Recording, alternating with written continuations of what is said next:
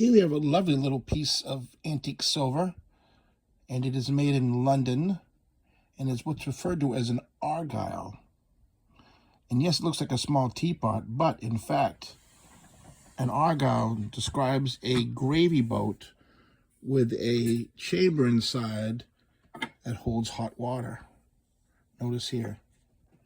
So you'd pour the boiling hot water inside that little trap door, and it fills the chamber of the side of the pot, or gravy boat, so to speak. Because I think this is used also for making a nice hot cup of tea. It would keep it warm. So you do breakfast in bed, you can put the hot water in there and put a tea bag in there and let it steep while it bring it to the people's bed or wherever you'd serve it to them. And it's a lovely little display, isn't it? It's got beautiful quality. Look at the beautiful bead work on the edges of the lid and the nice urn-shaped finial. And you've got your sterling handle here, which has little insulators made out of ivory so it doesn't get hot. And it's got just a beautiful form. A nice raised plinth here, this disc form plinth. And the base is just nice. And you can see it's beautiful, really nice. Very heavy. And on the bottom, you'll notice there are hallmarks. They call them chats, I believe, or hallmarks right there.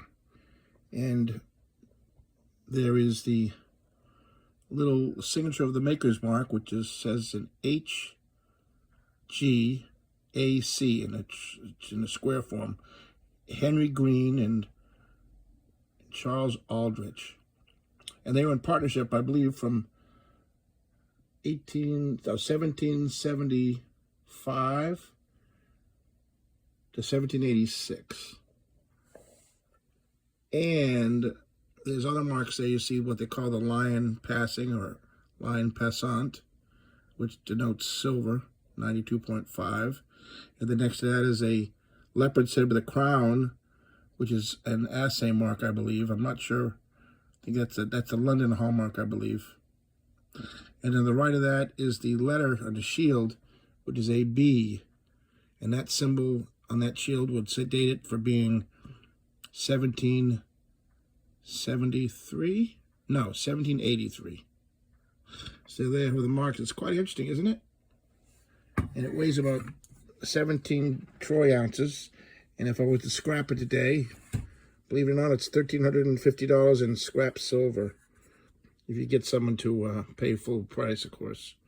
But I'm just not going to scrap this piece. It's too interesting. It's very nice. And this company, shortly after, broke up their partnership in 1785. And what's fascinating is that in 1784, they used the Regent's mark, or the King's mark for the time would have been George III. And they didn't mark these in 1783.